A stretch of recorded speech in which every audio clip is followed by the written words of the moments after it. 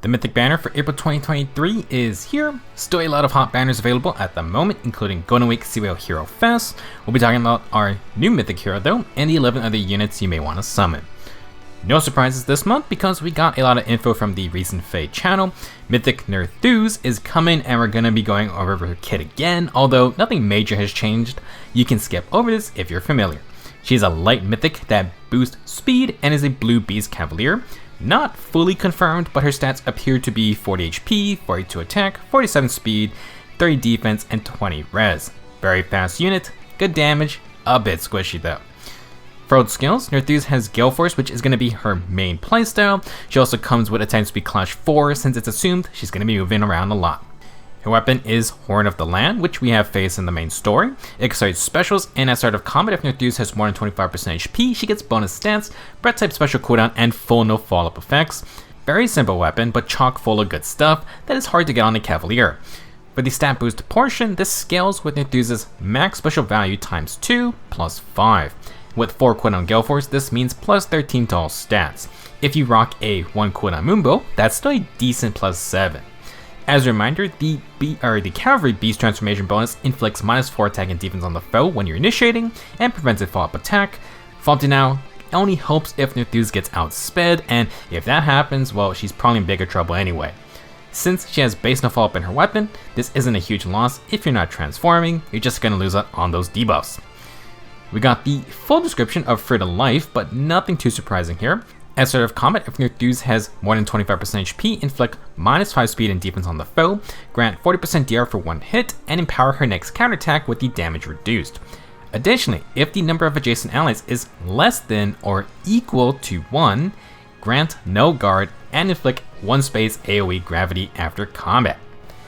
Amazing beast skill all around. We got even more stat advantages plus 40% DR with the empowered counter.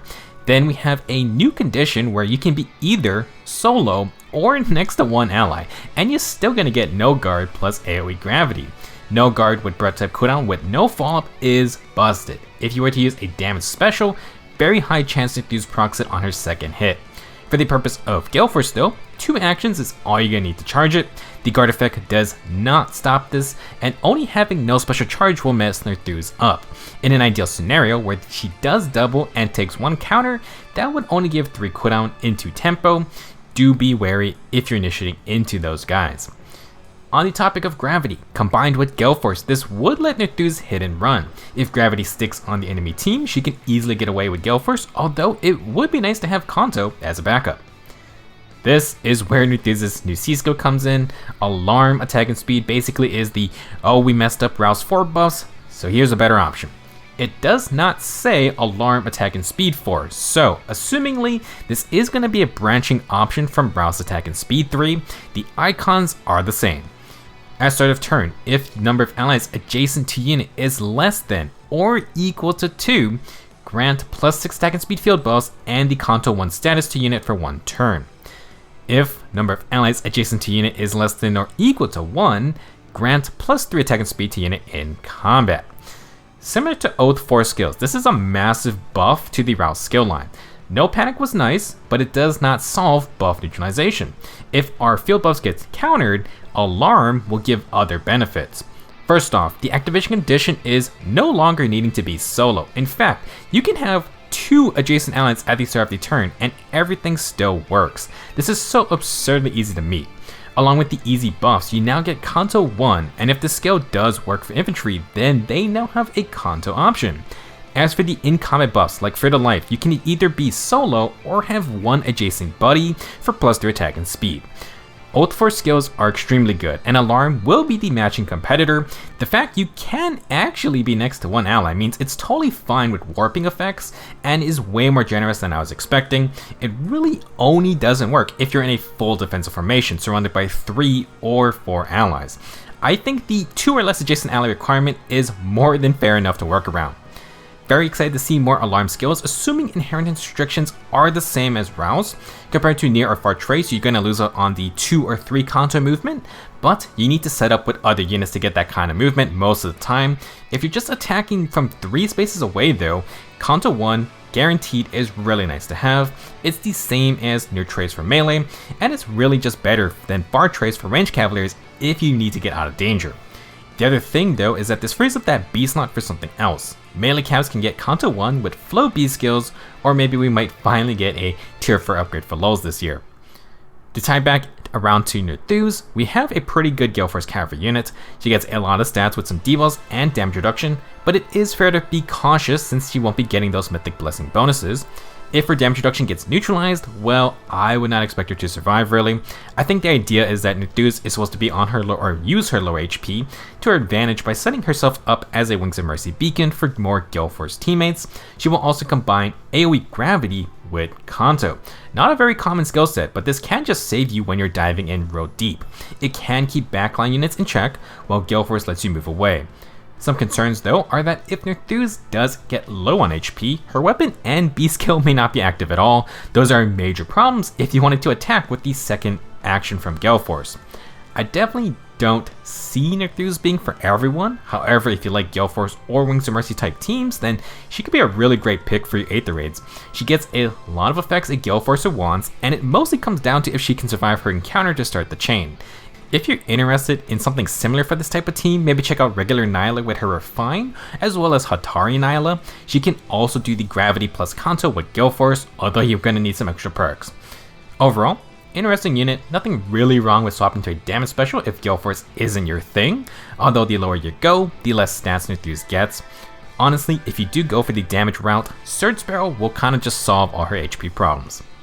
For us this video, we'll be going over the 11 other heroes on the banner. The red group has Plumeria, Mirabilis, and Ascended Tiki. Blue has NerThuz joined by legendary female Shez and legendary Deirdre.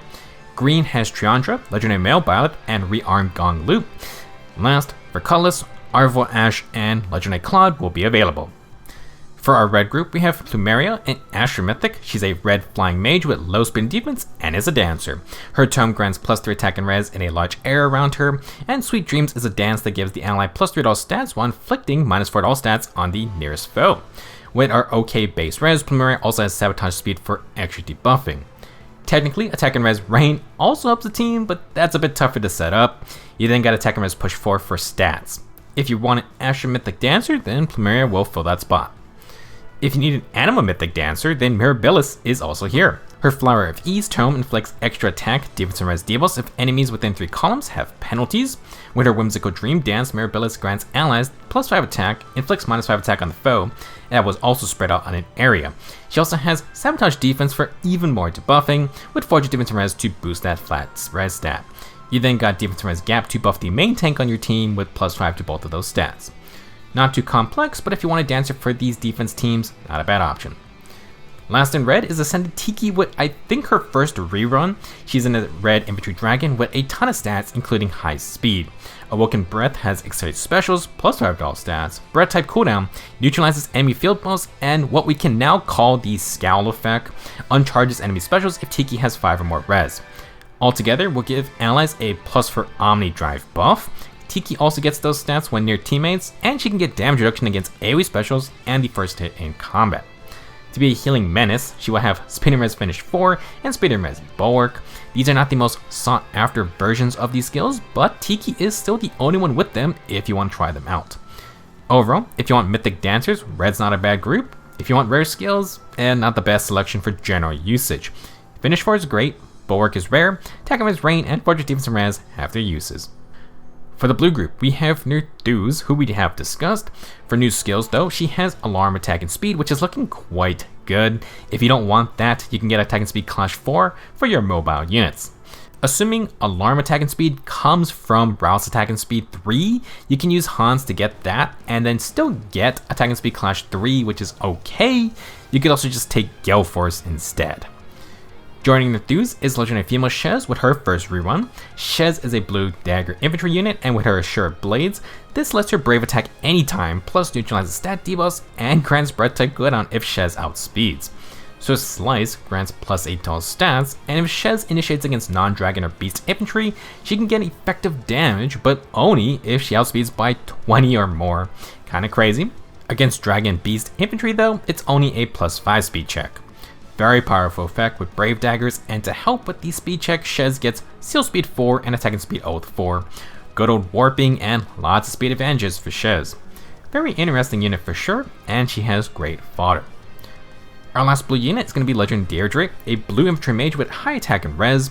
Spirit Force Writ is effective against dragons, accelerates specials, inflicts -6 attack and res on the foe, grants a follow-up attack, and disables adaptive damage. If Deirdre has higher res than the opponent at the start of combat, she inflicts more attack and res debuffs based on 80% of that difference. Circulate of Balance is a 2 cooldown iceberg special for her, and it also grants Miracle, but only if Deirdre or the foe specials have been ready or charged. Plus, Deirdre must be initiating or the foe has to be ranged. To help her charge that special, she will have Attack and Res Tempo, and Attack and Res Menace helps with her res checking. Furthermore, you got Stillwater for that flat attack and res boost. If you're a Cornelio fan, you may want to try for Deirdre.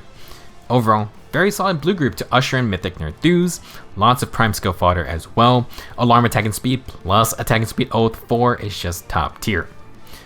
Next up is the green group, and if you needed even more dancers, Mythic Triandra is also here. She's a dark mythic and a green flying mage.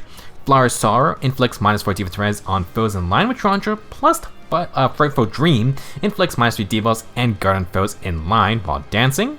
Triandra then comes with attack and speed push 4, aerobatics, and speed and res rain 3. She can do some okay damage if needed, but she has no defensive perks. Next is legendary male Byleth, who's a green infantry mage. His professorial text accelerates specials, grants +5 stats, and when you're outspeeding, Byleth's gonna get no follow-up. He also passes no follow-up to nearby allies, but it comes with the speed check just like the status.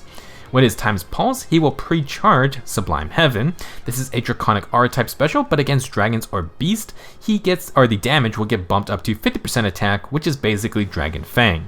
It also disables DR skills, so very solid unit. Unfortunately, Brave Tiki and the new Scowl Dragon A skill kinda hard counters this Byleth by uncharging this special. He's still good, but just gotta watch out for Scowl if you're kinda planning to use him against dragons. For other skills, you can pick up Attack and Defense Ideal 4 and Low Attack and Res 3. Most will probably want Time's Pulse instead though. Last up is Rearmed Ganglot, Axe Infantry unit with the premier Arcane Downfall Axe. Not sure if intended, but today's question for the quiz asked which unit inherited Arcane Downfall the most between Anna, Female Shez, and Ninja Shamir. I actually gave mine to Female Shez as one of my Purge projects for the year. Arcane Downfall though will accelerate specials, grant +5 stats, grant a follow-up denial, and has breath type cooldown, while healing 7 HP per hit. It is mainly used by faster axe units since it does not have that built-in follow-up attack. I have to assume the next Arcane Axe probably will work for these slower users. While you're inheriting this weapon, you can get Distant Stance, Quick Repulse 4, and Joint Distant Guard for a defensive setup. If you do not have base Distant Counter, you will have to pick between Quick Repulse 4 and Joint Distant Guard. Regardless, extremely good value from any rearmed hero. Overall, green's not bad, and the fodder is good too. For the colorless group, we have Mythic Arval looking over Shez. Arval is an Anima Mythic and a colorless infantry mage. Their Rite of Souls inflicts guard on foes within 3 rows or 3 columns if they have higher res. It also accelerates specials, grants +5 stats, prevents a follow-up attack, and adds 20% of resistance as true damage on hit. From Duality, Arval is going to get +9 flat attack and res. It also grants weapon triangle advantage over red, green, and blue. It comes with cancel affinity, so you can't run triangle depth effects, and then Arval gets a follow-up attack as well. I'm very curious how Duality is going to interact with the Seer Snare game mode and its altered weapon triangle. Does it just stack for a stronger effect, or do all colorless units kind of just basically become Arval? We'll see. Now, to pair with the guard effect, Arval will have Attack and Res Tempo, and then Attack and Res Oath 4 for the warping. Solid skills to have as fodder as well. Next is Mythic Ash, the free unit from Book 6. Ash is a colorless beast infantry unit. Horn of Opening accelerates specials, grants +6 attack, inflicts -6 attack, and can give Omnibreaker when you're near a lot of allies. Opening Retainer will give Ash the 2-space warp effect for her team, as well as Joint Drive attack. For skills, she then brings Attack and Defense Unity and Low Attack and Defense. Last up is Legendary Claude, a colorless flying archer. Fail Not is solid with accelerated specials, +5 stats, and full no follow-up. Fallen Star though grants an absurd 80% DR when initiating, and it's going to stay as a status effect for the enemy phase. Claude also inflicts AoE gravity after combat. For skills, he has a great kit of attack speed catch 4 plus speed and defense range 3. You can't go wrong with either of those. Overall, decent colorless group, Arval's a fun unit, and we have some nice skills to fodder. That'll be it for this month's Mythic banner. If you want a cavalry Galeforcer, or just maybe another beast Galeforcer, because there's kind of a lot of those, then Mythic NerÞuz will fill that role. They pitted her against Emblem in the trailers for a reason, but we'll see if NerÞuz has enough combat power to take on the team as well. If you do run into her, be careful of the empowered counterattack, and good luck keeping up in speed. Also, good luck if you're going to be summoning, and thank you for watching. I will see you guys in the next video.